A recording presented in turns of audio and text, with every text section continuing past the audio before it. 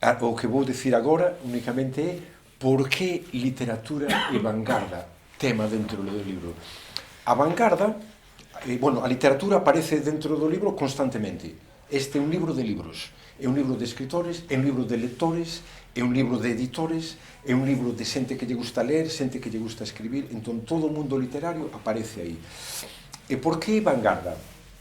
Aparece de dúas maneiras.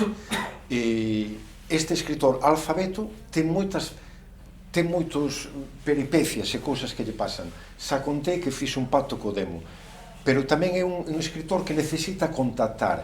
E con quen contacta? Contacta con un escritor morto, ruso, que foi no seu momento vanguardista. Un escritor morto. Ele escríbelle cartas a un escritor ruso que morreu nos anos 40 no cerco de Petrogrado, de San Petersburgo, e está enterrado nunha fosa común, pero ele necesita comunicarse con el, porque é a única persona que o pode entender as súas propias teimas. Entón, escríbelle cartas a un escritor morto. El sabe que son cartas inútiles. Como lle vas a escribir cartas a un escritor que xa está morto, que só fala ruso e inglés, non vai poder entender o galego, e ademais como lle van chegar as cartas se está enterrado nunha fosa común e hai 300 en San Petersburgo? O sea, é imposible que esas cartas lle cheguen, pero el escríbelle, e este é un escritor que podemos chamar vanguardista ruso, non? Aí aparece un pouco vanguarda, pero que tamén é importante para mí é que noutra das peripecias el vive nun lugar, ten un encontro con unha secta literaria que arrepíntome de chamarlle secta, gustaría meterlle chamado Irmandade. Entón, se algún de vos vai ler o libro, ou quero ler o libro, imaginade, cando leades a palabra secta literaria, imaginade a palabra Irmandade, que me gusta moito máis. Pero non me dei de conta, pensei no despois. Pero a Irmandade da letra, entón sería a Irmandade da letra.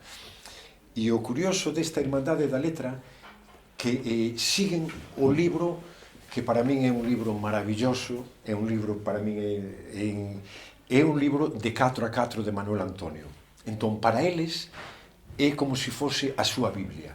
Entón, eles, este grupo, esta Irmandade da Letra, estudian o libro de 4 a 4, os 19 poemas de 4 a 4, e fan unha mistura de numeroloxía cabalística cos números e coas letras, porque eles parten da palabra contar.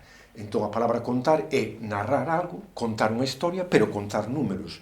Entón, eles misturan os números coas letras e estudian o libro de 4 a 4 a partir desta combinación. E para eles o libro de 4 a 4 é a porta que abre as portas ao que se pode chamar o saber universal. Entender o que é o mundo, entender a que é a vida, e entón a partir de... como saben que ele quere escribir unha obra sublime, dille: pero a obra sublime xa existe, é o libro de 4 a 4. O único que temos que facer non é escribir, sino ler este libro e buscar na mistura das letras e dos números o saber universal. E eles parten da idea de que nese libro faltan 3 poemas. Entón están dedicados a construir, buscar eses 3 poemas. Por que faltan 3 poemas? Eles traballan cos números e as letras.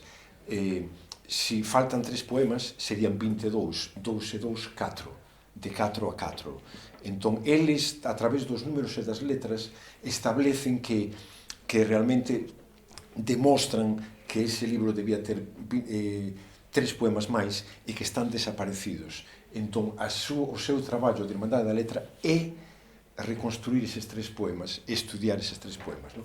Entón, esa é outra maneira en que aparece a vanguarda aí. Entón, eu vou deixar esta introdución de Cetramente e a por que aparece a vanguarda aí.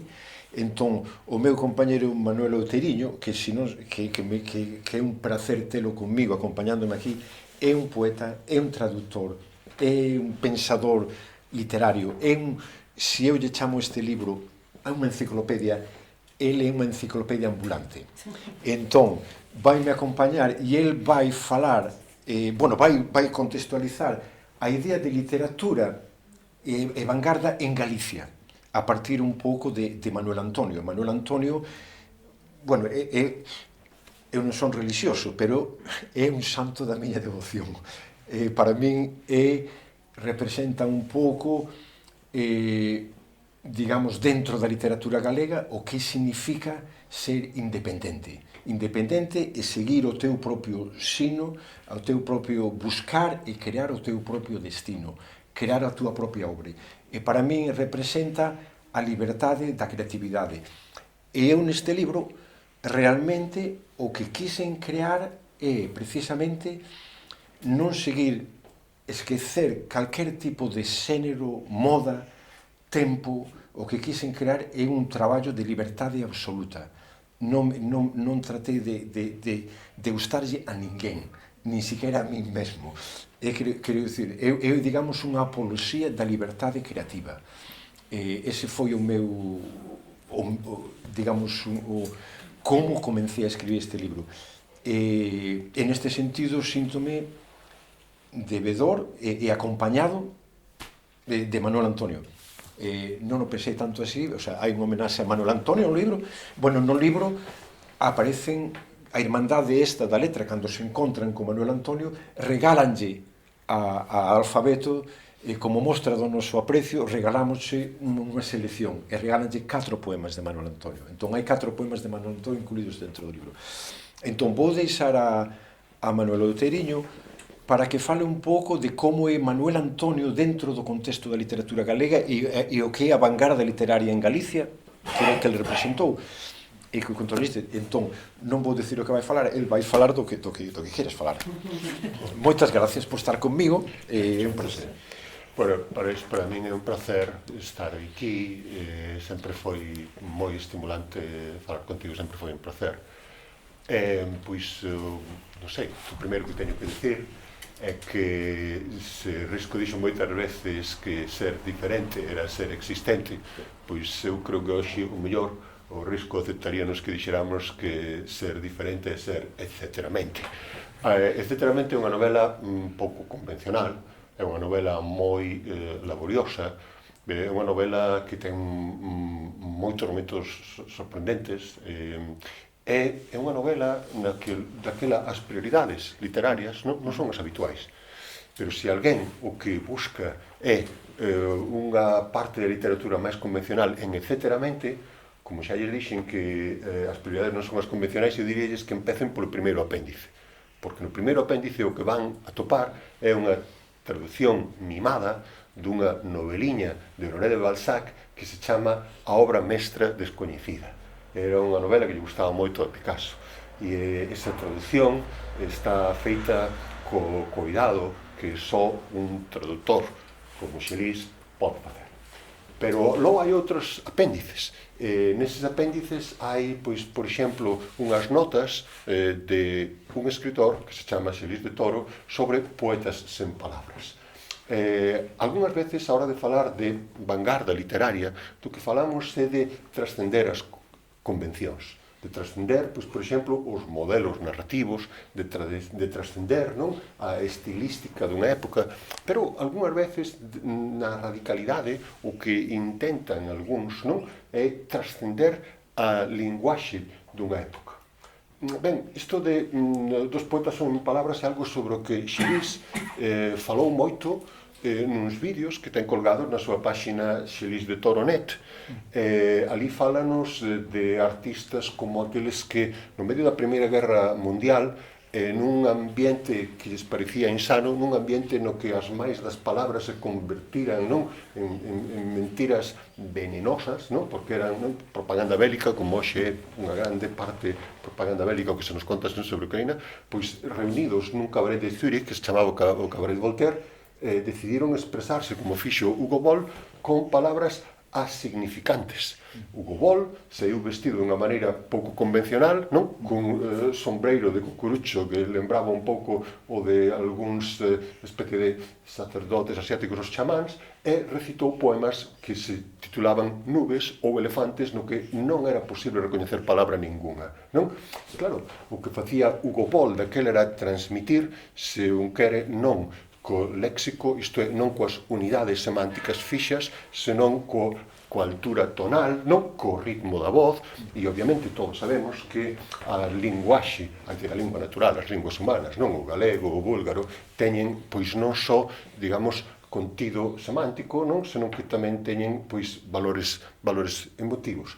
Hai moitos artistas que algunhas veces disconformes co mundo que viven por ser un mundo brutal, non? Como pois, podía ser Europa durante a Primeira Guerra Mundial, buscan explorar, non? Unha forma de expresarse máis alá das palabras. Xelis, pois, falounos de Hugo Boll, pero falounos, pois, por exemplo, de outros, de Kurt Schwitters, de moitos outros, non, autores, e eu non vou abundar moito nesta cuestión. O que eu quero dicir é que, claro, se temos que falar pois de literatura vanguarda, non? Entón, eu o primeiro que diría que temos que distinguir entre o que sexa a vanguarda e o experimentalismo. O experimentalismo é intentar cousas novas na arte, na pintura. Eu penso que o mellor poderíamos decir que etcéteramente é unha novela na que se experimentan moitas cousas, pero o experimentalismo é o que se fai pois, nun laboratorio científico por ensaio e erro, non? Búscanse cousas novas, non? Sen fórmula, exploratoriamente, como os parece explorar moitas veces un dos personaxes desta novela, non? Que se chama Alfabeto ou escritor. A vanguarda é innovar, pero cun programa. Isto contounoslo moi ben Renato Poggioli, un historiador de arte, nun libro do ano 66 que se chamaba Teoría da Vanguarda. E que lle pasa á vanguarda cando as innovacións que propón triunfan? Cando a nova maneira de narrar, non, cinematográficamente, a nova maneira de tocar un instrumento que triunfa? Pois claro que a vanguarda deixou de ter función, entón disólvese, vale? Sí, as vanguardas suicídanse. Ben, eu non sei se etcéteramente é unha obra experimental ou é unha obra de vanguarda. É unha obra que nos propón, non, que a literatura non é únicamente dar cunha situación singular, non? Pois, por exemplo, a primeira páxina onde etcéteramente que nos fala de que hai un home, non, que accidentado, que parece que está a morte, chega unha ambulancia con estudantes de medicina, non? E coa súa titora, non? Intentan asistilo, pero o home deixase morrer, non? E cando os estudantes están decepcionados, non? Porque non deron, non, salvado a vida dese home, non? O morto ponse a falar. Claro, se isto fose unha novela convencional das novelas comerciais que hoxe se venden, entón este morto sería ou un zombi, non? Ou sería un resort, pero que este non é o caso, non? E o que acontece é que dunha vez que se racha, non, esta norma de verosimilitude das convencións, non? Os mortos non falan, obviamente. Bueno, ou se falan pois, a través de sesións mistéricas, moven vasos, este tipo de cousas, non? Os aparecidos, non imos entrar agora no folclore, non?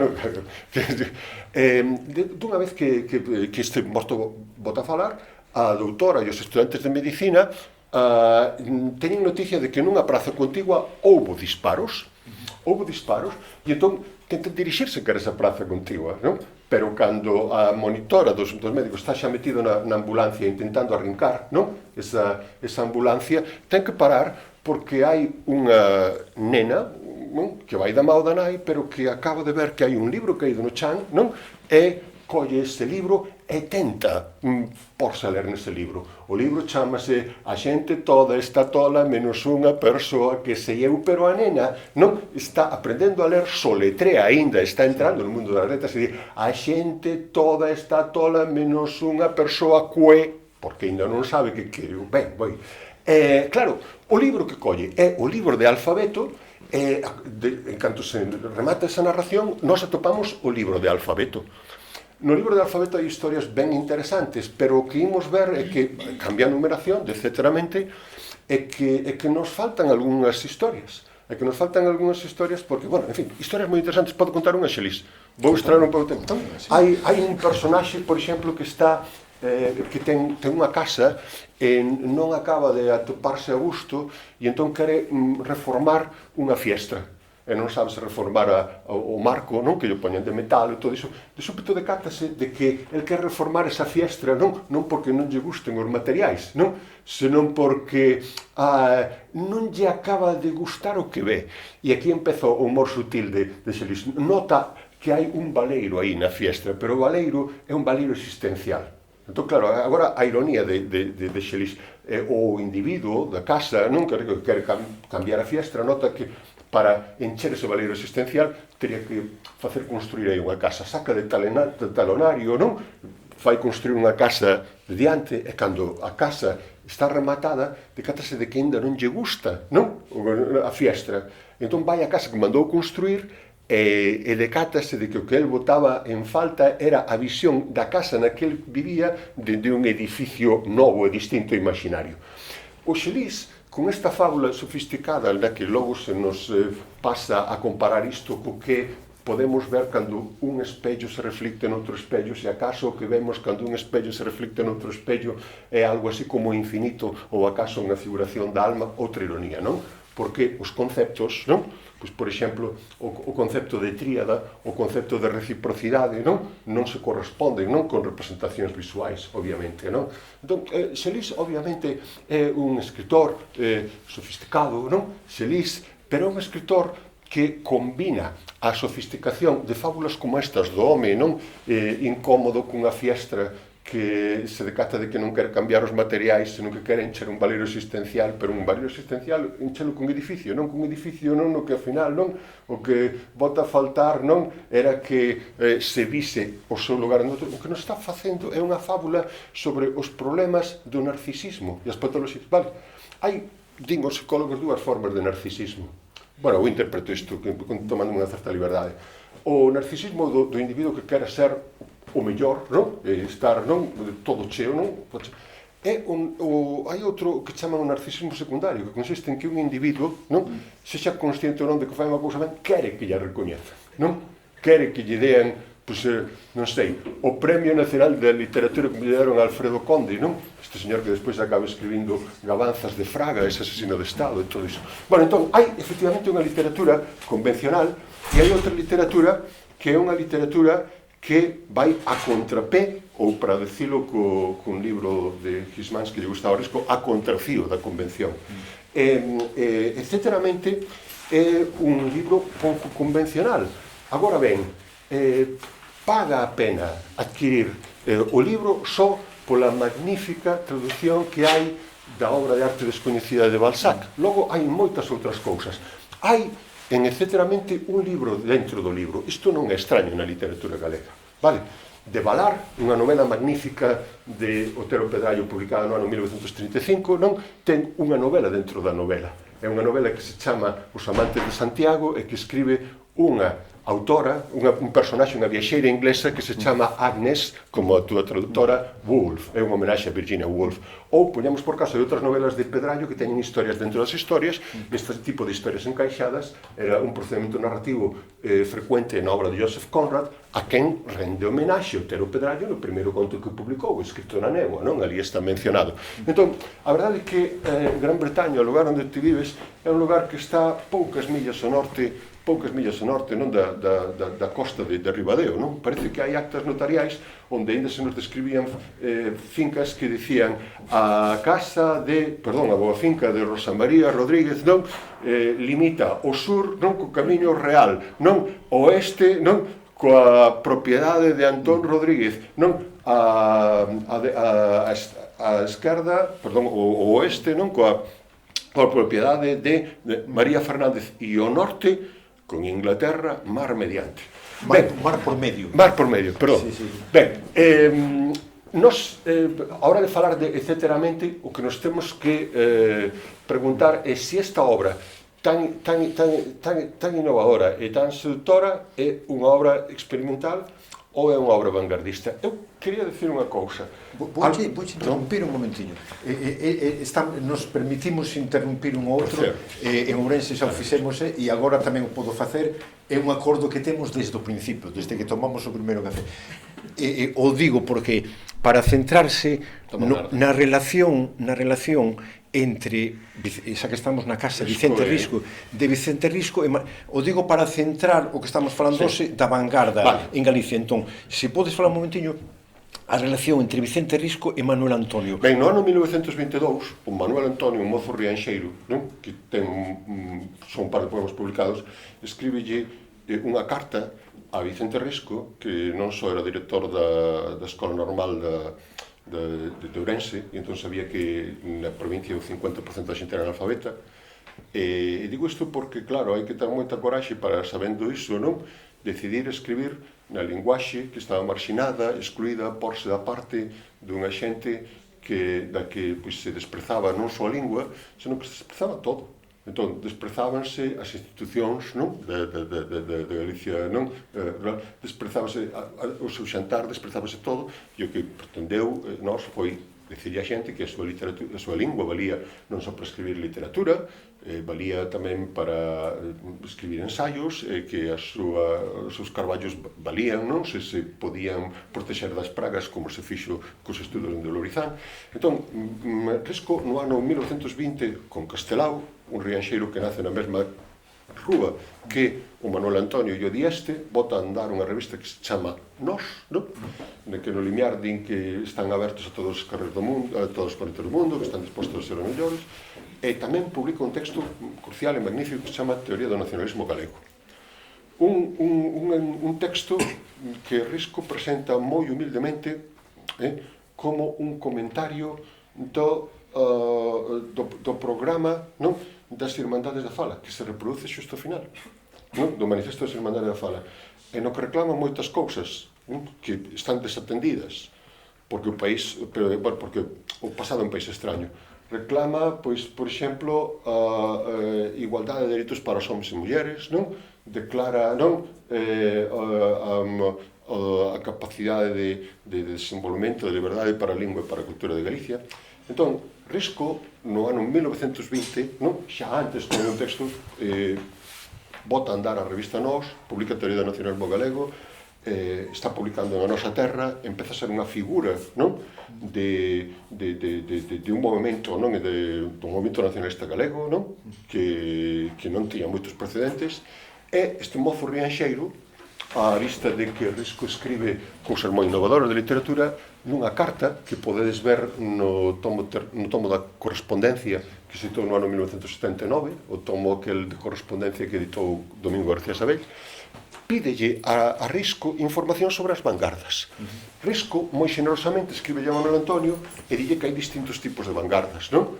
Dalle información e, bueno, pois, Manuel Antonio, pois, agradecelle esta cuestión. Eu creo que Risco foi un home, obviamente, moi interesado nas vanguardas, isto apreciase durante moitas épocas da súa vida, non son nas literarias, non nas pictóricas, aquí podedes ver, por exemplo, que el ten, pois, non sei, obras, non, de autores de vanguarda, e tamén é certo que Risco é un home moi reflexivo e moi escéptico, e entón non pode deixar de mirar sen humor, non, o exceso de convicción, non, o fanatismo de algunhas vanguardas. De feito, veredes que no Porco de Pé, que se edita no ano 1928, e 6 anos despois de darlle moi xenerosamente toda esa información a Manuel Antonio, un Manuel Antonio que aínda publicaría despois tamén en Nós, é dicir, non hai... No Porco de Pé hai un personaxe que se chama o Aser das Airas, que é fillo dun grande empresario, non? Pero que é comunista e poeta. Entón, o Risco di que, bueno, que a historia ten estas cousas, non? A familia do Ser amasar a riqueza para que el chegase comunista. Ben, pois, hai un poema futurista do Ser das Airas, non? Que acaba, que di, bueno, noite o mundo empanicado, non? Durme no leito, e a elíptica é o fleixe da cama, di o molle, e a elíptica é o fleixe da cama onde durme Brahma. Bueno, Risco parodiou moitas veces, non? As vanguardas. Na medida en que, bueno, pois sabe que algunhas veces as vanguardas, pois, por exemplo, convirten a práctica artística nunha especie de éxtase ou convirten algúns dos elementos da práctica artística en elementos máxicos ou en fetiches. Vamos falar un pouco de linguaxe vanguarda, se ti queres. Sí, bueno, sí, eu estou interesado realmente o que me gustaría interesado é por que en Galicia pode haber ou non pode haber, o sea, cal era nese diálogo que tuveron entre Risco e Manuel Antonio agradeceulle que lle mandara esa carta, pero despois Manuel Antonio fixo o que se entende como o primeiro, o único manifesto galego vanguardista, máis alalá, máis alá, ten algo de alalá, porque eu creo que ele estaba dentro do que fora o ritual da vanguarda. Cando verdadeiramente a vanguarda é crear moitas veces situacións e condicións novas. Así que eu, se queres, prefiro hoxe falar da vanguarda en relación con etcéteramente, e despois volvemos sobre o Manuel ou sobre o Risco, vale? Penso tamén no do tempo, porque, sabe, tamén fixemos un acordo de non durar máis dunha hora. Entón temos 20 minutos. Bueno, respecto ao tempo, diría que o problema é que nunca dá a volta, non? Ou como decía o Carpe de Eliot, all timings are ready-made. Vale, entón, con respecto a linguaxe, non? E as vanguardas, non? Sí. Bueno, eu creo que a hora de falar de vanguarda, o que primeiro temos que dicir é que a vanguarda innova programáticamente. A arte experimental, non? Innova por ensaio e erro. Vale. Pero a hora de falar de vanguarda, unhas veces, por exemplo, entendemos que a vanguarda é aquelo que innova temáticamente. Por exemplo, unha literatura, non? Que representa a grupos excluídos, ou os labregos, non? Ou unha literatura que lle dá voz a mulleres, non? Unha literatura que, vale, innova temáticamente. Outras veces entendemos que a literatura de vanguarda é a literatura que innova formalmente, non? Entón, en consecuencia, fíxate, o hiperbólico e rayante de Nietzsche, que Risco dicía que lle estragara a mocidade, dixo que toda palabra é un proxuízo, non un farurteiro. Isto quere decir, como as palabras teñen semántica histórica, non? Seguir, non? Usando, segundo as formas convencionais, non? Certas palabras para dicir o que é un home, non? O que é un artista, non? E mirar as cousas, non? Con prexuízo ou algunhas veces con pouca consciencia. Precisamente por iso, non? Pois outra serie de teóricos da arte, non? Adorno, que algunhas veces entenden que xa un uso de acepcións non recoñecidas, fixadevos que no diccionario, non? Cando se nos dá, non? A definición dunha palabra, non? Esta definición ou acepción o que quer decir é que está aceptado este uso. Por iso os estudantes semiletrados ou semiletrados, non? Empezan sempre os seus traballos coa definición do diccionario da Real Academia Española, non? Ou da galega, que verdadeiramente ten poucas aspiracións, non? Agora, ainda por riba, non?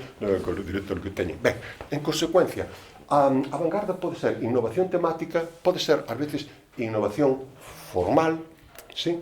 E buscar, pois, novos termos ou novas cores ou non? Pois, outro tipo de figuración visual, pero a vanguarda pode ser tamén establecer unha nova relación co público. E eu creo que Risco, non? E Manuel Antonio e Castelao, claro que establecen unha nova relación co público, porque de súbito puxéronse a narrar, puxéronse a falar de economía, puxéronse a falar de política na fala da xente do común. Da xente do común, non? Que estaba excluída da educación, que estaba excluída da sanidade. Castelao, o grande amigo de Risco, dixo que en Galicia había moitas revolucións pendentes de facer, e a primeira era da auga, non? Porque, claro, decir, había falta de condicións sanitarias, falta de condicións médicas, non? E os que, Risco, Castelao, non? E Manuel Antonio quixeron era que, de alguma maneira, houbese unha Galicia que eles tiñan que defender, non? En nome, non? Da humanidade, non? E da universalidade, é dicir, que esta xente non eran animais, non? Como, pois, non sei, animais eran moitas veces as representacións caricaturescas da prensa británica, non? Que se refería a Irlanda. É dicir, eu recordo que Molesclén Ockelé, que foi un colega do que traducimos textos na Trave de Ouro e que foi, pois, presidente da Liga Gaélica, non? A Liga Gaélica fundase en 1890 e daí naceu toda a Irlanda moderna, non?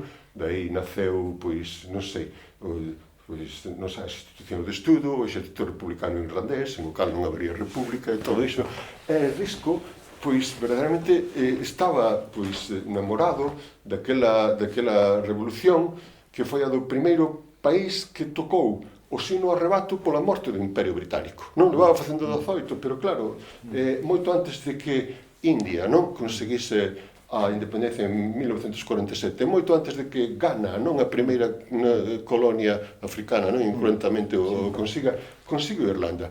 E Risco, malia toda a historiografía revisionista e cínica, non? Pois ata dos historiadores oficiais do bloque, Xosé Manuel Niñas Seixas, o premiado por España Beramendi, Risco, non? É independentista. É algo que, nese momento, non nos 20, vese moi claramente na correspondencia a Losada Dieguez. Escriben en cartas do ano 24, non? Que intenta celebrar, non?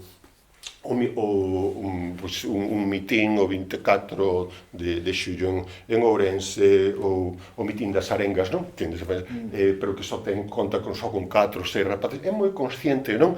Digamos, de que ten pouca posibilidade de difundir esa súa posición republicana, dunha república galega, dunha república que quere igualdade e que quere dignidade para a xente e que se mira no espello de Irlanda, que no ano 1921 acada a condición de Estado autónomo, que no ano 1921 despois empeza un proceso de guerra civil interna e que non chega á condición republicana ata 1949. Pero, en fin, hoxe íamos falar de etcéteramente. A cuestión... Déxame te interrumpir un segundinho, porque no que estás falando... Burke, este señor que aparece nas observacións era un irlandés, pero era británico, de arriba a baixo. E Risco, a min interésame especialmente no período en que foi un home rebelde e un home que lle pasou a información sobre as formas de expresión innovadoras e rebeldes a Manuel Antonio. Pero Risco, ademais de ser un home rebelde, era un home escéptico. Escéptico non no sentido hegeliano. Isto é, Hegel dicía que ele era un escéptico que quería ser escéptico do seu propio escepticismo. Un escéptico radical que cree que nunca podemos chegar a coñecer a verdade. Un escéptico hegeliano, que di que é escéptico, pero tamén escéptico co seu propio escepticismo, sabe que é difícil conseguir as cousas. Risco sabía que sería difícil, non? Coñecer, obter un recoñecemento, non? Das institucións galegas, non? Pero conseguiuno, non? Conseguiuno e viu, por outra banda, non? Como ese labor, non? Gustaballe a vida a amigos tan próximos como Alexandre Bóveda ou como outra xente, non? Ou gustaballe o exilio a Castelao, non? En todo caso, eu creo que Risco estaría ben contento porque o que advertiría é que un libro como o teu, non? Rende homenaxe a autores tan distintos como, pois, o Manuel Antonio, o Cunqueiro, pero isto faino explícitamente, non? Implícitamente ti estás collendo moitos dos termos que escribiron os grandes autores da literatura galega en moitas temáticas e estás engadíndolle matices novos. Aquí quería ir á cuestión de que é a linguaxe de vanguarda. O hiperbólico de Nietzsche, non? O que Risco menciona no seu Sinadaptable, decía que cada palabra é un prexuízo. Outra xente, máis que decir que un prexuízo, que día que cada palabra no seu uso recoñecido, non? Ou na súa acepción é unha aceptación e é conformarse, non? O significado recoñecido. E outras veces hai artistas que son inconformistas, non só como Alfabeto, non só como unha novela como esta, non? Etcéteramente, na que un dos personaxes chamase Xelís, non? E negocia, non? Cos editores que esa obra, non? Que el ten que rematar e entregar un prazo, non? Teña páxinas en branco. E teña páxinas en branco para que cada lector non poda completar a obra a súa maneira. Vale? E teña páxinas en branco quizáis porque o que quere facer explícito ese autor é algo que saben moitos lingüistas e é que sempre escribimos ou sempre falamos a partir de certa marxe de silencio. Vale? É dicir, a partir de certas cousas implícitas, non? Que ou damos por sabidas ou ao mellor non damos por sabidas, pero que son as que estamos aínda investigando, non nos conformamos co que haxa. Entón, a hora de falar de literatura vanguarda, eu creo que, etcéteramente, é unha obra na que hai elementos de vanguarda non únicamente polo cambio temático, polo cambio estilístico, senón porque hai unha nova relación co público. Convídase o público non a interpretar activamente, non? Apéndices de natureza distinta, non? Unha coidadísima e pulquérrima e académica traducción de Balzac, pero convídase tamén a botarlle un ollo os apuntamentos dun home que se chama Xelís de Toro sobre Poetas en palabras, sí? E, por certo, os que miredes eses apuntamentos, despois podedes entrar na páxina Xelis de Toronet, non? E ver as pequenas conferencias de 10 minutos que el dá sobre distintos poetas en palabras, como o dadaísta Hugo Boll, non? Como outros, vale? Bueno, están en inglés, pero creo que se entende moi ben. Por último, quero decir que a hora de falar do que sexa vanguarda, se admitimos que non é só innovación temática, non é só innovación estilística, senón novas relacións co público, non? Entón, facer participar o público tan activamente, non? É dicirlle, veña, a literatura non é unha cousa de deuses, non, veña, a literatura non é unha cousa de señores que chegaron a ministros ou algo parecido, Alfredo Conde, vale, sí, é que se non, a literatura, non, o mellor, non, é efectivamente o que algúns chamaron cunha imprecisión literatura oral, a tradición oral que tanto lle gustaba a Risco, non? É a creación e a innovación, non, que un pode atopar, non, nos ensalmos. E precisamente autores como Khlevnikov ou Harms, os cubofuturistas rusos, non, que propuñan buscar unha linguaxe máis alá da razón, non irracional, unha linguaxe transracional, non o Saum. O que seguramente querían era reaccionar contra a concepción instrumental da linguaxe, non? Que a linguaxe teña que ter un efecto perfectamente previsible, non? Esta concepción transracional é unha concepción exploratoria, é unha concepción que o mellor nos ven lembrar é que antes de ser adultos fomos nenos, e que íamos aprendendo o mundo como podíamos e como queríamos, e que nesa aprensión tiñamos que ser conscientes do noso esforzo, das nosas propensións ou orientacións, das nosas liberdades. Entón, vou rematar agora cunha cousa.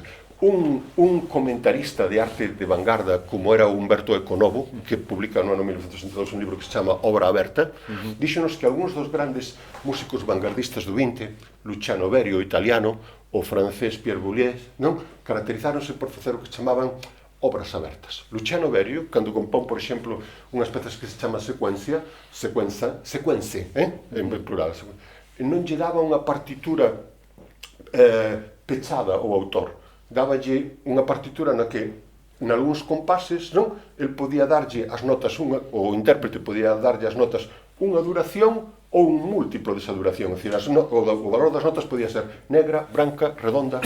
Pierre Boulez, non, por ese tempo, segunda metade do 20, en troques de facer melodías convencionais, compón pezas nas que o que indica é que os intérpretes, máis que tocar unhas notas, do, re, mi, fa, sol, o que teñen que facer é certos intervalos. Pasar dunha nota a outra que estea 3 tons máis arriba. Pero non importa a nota, o que queren un intervalo de terceira. Entón, que caracterizaba estas obras? Que non tiñan unha estrutura, non perfectamente. Eran, di Eco, non teñen unha estrutura, teñen unha regra productiva. O autor, o que lle propón, o intérprete é, fai unha peza con este tono, non? Fai unha peza, non, na que exploremos cousas novas, vale? E o intérprete, non, coller a obra de autor e interpretala cada día dunha maneira, o que lle estaba transmitindo ao público é esta conciencia da multiplicidade, da variedade, da apertura do mundo. É dicir, lemos etcéteramente? Sí, eu teño que pedir desculpas por, pois non sei, a miña torpeza, non, a hora de non dar agora matizado todo o que aquí nesta novela se nos di explícitamente sobre linguaxe e vanguarda. Vale, eu diría o seguinte: a linguaxe é unha facultade humana e a linguaxe é eminentemente unha práctica. É unha práctica non só de idear e de transmitir nocións, senón que é unha práctica na que transmitimos, non, emoción, coorientación. Claro, que pasa se cando a usar unha lingua, sexa o galego, sexa o inglés, un queda únicamente prendido da morfoloxía ou da sonoridade dunha palabra, non? Se se busca únicamente a innovación formal e non temática ou de relación, pois, ao final, a palabra se convirte algo así como nun obxecto desconectado, unha preciosidade, unha xoia, sí? E claro, esta desconexión do proceso de relación pois acaba convertindo en fetiche a palabra. Algúnas veces as vanguardas que intentan trascender a linguaxe acaban á beira dunha concepción fetichista da linguaxe, e creo que isto non é o caso de Manuel Antonio. Eu creo que hai moitísimos versos perfectamente comprensibles de Manuel Antonio, as mesmas estrelas aínda están aí. E eu que creo que Manuel Antonio foi un autor que buscou programas de literatura de vanguarda e que adaptou eses programas, e o que fixo foi uns exercicios formais que son máis ben delicados. Ora ben, como unha boa parte dos lectores de poesía de literatura galega son terriblemente convencionais e creen que só hai poemas a respecto da soidade, a respecto a respecto das rosas, cando se encontran con metáforas creacionistas ou metáforas xeométricas, pois, bueno, creen que é moi difícil. Con isto que quero dicir é que para min Manuel Antonio é un poeta moi contido, e é un poeta que o mellor non, bueno, desgraciadamente faleceu moi novo, pero o mellor non innovou tanto o uso lingüístico como o terriblemente heterodoxo Risco. Como Risco innovou tantas cousas, tantas que ata conseguiu un estatuto xurídico novo para esta nación sometida que é Galicia. Como Risco fixo tantas cousas, isto non lle permiten, vale? E non lle permiten ainda por riba os usurpadores do discurso galeguista, e non o permiten ainda os que non estarán contentos ata que España non sexa algo así como un espacio social homoxéneo. E ese sí que é un problema de narcisismo, Hai estudiou Arjun Appadurai, que é un profesor de comunicación e de antropoloxía da Universidade de Nova York, no seu libro Fear of Small Number, o desprezo das minorías. O que se pregunta Arjun Appadurai é por que as minorías demográficas en estados, a minoría demográfica de Kerala en India, a minoría demográfica dos cataláns ou dos vascos ou dos galegos en estados, por que espertan tanta xenreira? Por que espertan tanta xenreira Cataluña e Francia non? Ou Gran Bretaña? Fíxate, porque con Francia é unha relación de ambigüidade. E mira que, efectivamente, as tropas francesas estiveron en España a principios do XIX, invadindo, pero a relación que hai é de ambivalencia, porque recoñécese o poder, a atracción de Francia, é a ambivalencia, atracción e medo, a vez, Pero que é o que ten farta moita xente dos cataláns, que son uns cantos menores falantes, pois que os cataláns ou os vascos son ese pouco polo que non se dá logrado o soño narcisista de un espazo lingüísticamente, culturalmente homoxéneo. E en consecuencia toda a xente que busca vivir etcéteramente, pois é molesta para toda esta xente conformista ao respecto do cultural e do político. Manuel Antonio foi un inconformista coa poesía da súa época, e estivo na vanguarda da innovación da estética galega, e Risco estivo na vanguarda da sátira política cando escribe O porco de pé, e denuncia